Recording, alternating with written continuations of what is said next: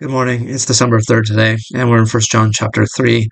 And this section begins, as John does many of the paragraphs and just the things that he says here, with dear children. And he says this, dear children, do not let anyone lead you astray.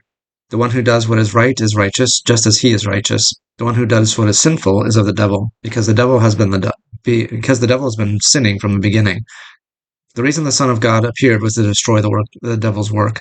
No one who is born of God will continue to sin, because God's seed remains in them. They cannot go on sinning because they have been born of God.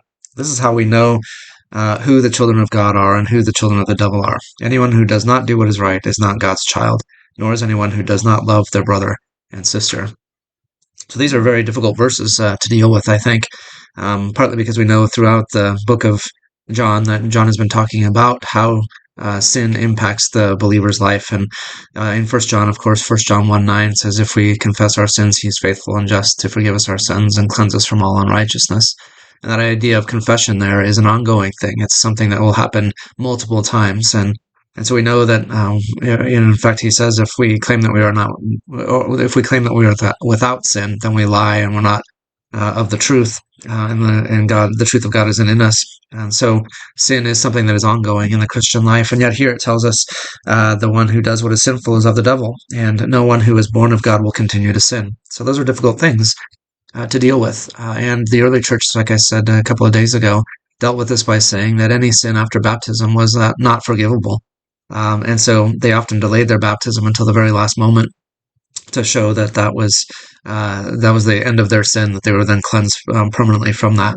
But I don't think that was God's intention with that. When he's talking about what John is talking about here, of this going on or continuing to sin, I think he's talking about habitual, unrepentant kind of sin. I think there are basically no Christians. There are some Christians who claim that you can live a sinless life in this lifetime, but I don't see any evidence of that in my own life or even in the scriptures. There is continual awareness of sin in my own life, and even awareness that I'm probably going to sin in the future. Well, that's not the intention to sin, though. It is my intention. It's my hope. It's my desire no longer to sin, and I don't consciously choose to violate that, to continue to be a sinner. And yet, of course, all of my sin is conscious sin. It's conscious rebellion against God too. And so there is that tension that we hold with us here. So what does it mean to be God's child then in the light of that? He says anyone who does not do what is right is not God's child. And that is certainly my aspiration. That is certainly my goal, my intention, my hope.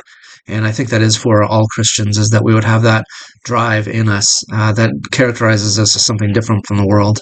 The rest of the world might feel guilty over something that they've done. They might regret something, but for us, the motivation is different. It's not just a guilt for what we've done, but it's also a desire to be pleasing to the one who has done so much for us.